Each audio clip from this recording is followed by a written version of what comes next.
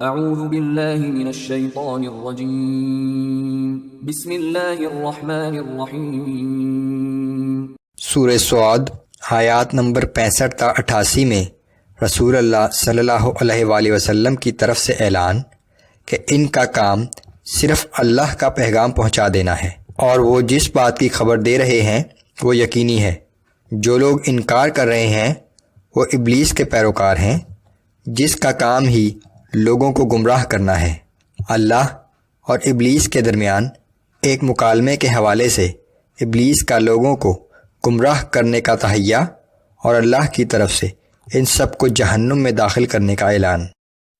اعوذ باللہ من الشیطان الرجیم قل انما انا منذر وما من الہ الا اللہ الواحد القہار۔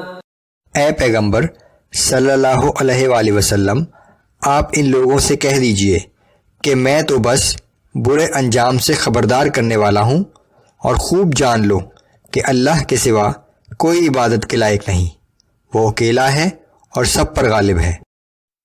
رب السماوات والارض وما بینہما العزیز الغفار۔ آسمانوں، زمین اور جو کچھ ان کے درمیان ہے وہی ان سب کا رب ہے، وہ بڑی قوت کا مالک لیکن بہت بخشنے والا ہے۔ قل هو نبأ عظیم انتم عنہ معرضون۔ آپ کہہ دیجئے کہ قیامت کا وقوع ہونا ایک بہت بڑی خبر ہے جس کو سن کر تم منہ پھیر لیتے ہو۔ ما كان لي من علم بالملأ الأعلى إذ يختصمون۔ اے پیغمبر صلی اللہ علیہ وآلہ وسلم، آپ ان سے کہہ دیجئے کہ مجھے عالم بالا کے رہنے والے فرشتوں کی خبر نہ تھی جب وہ بحث و مباحثہ کر رہے تھے۔ إن يوحى إلي إلا أنما أنا نذير مبين۔ مجھے تو وحی کے ذریعے سے یہ باتیں صرف اس لیے بتائی جاتی ہیں کہ میں صاف اور واضح طور سے خبردار کرنے والا ہوں۔ اذ قال ربك للملائكة إني خالق بشرا من طين۔ جب آپ کے رب نے فرشتوں سے کہا تھا کہ میں مٹی سے ایک انسان بنانے والا ہوں۔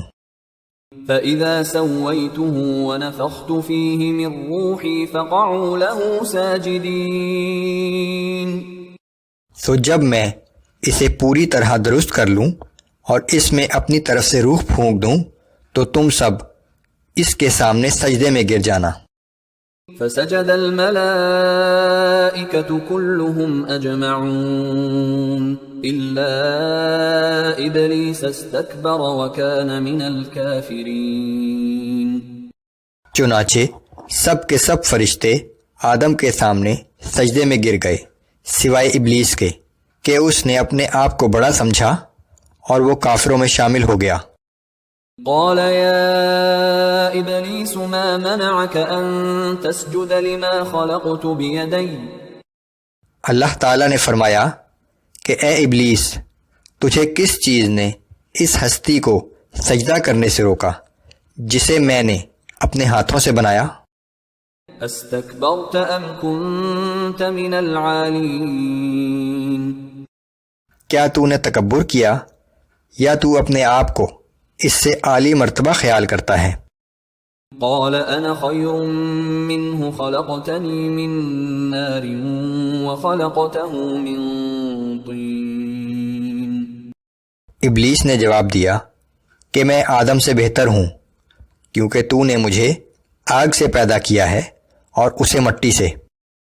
قال فاخرج منها فإنك رجيم۔ اللہ نے فرمایا کہ تو یہاں سے نکل جا، یقیناً تو مردود ہے۔ وَإِنَّ عَلَيْكَ لَعْنَتِي إِلَى يَوْمِ الدِّينِ۔ اور بے شک قیامت کے دن تک تجھ پر میری لعنت رہے گی۔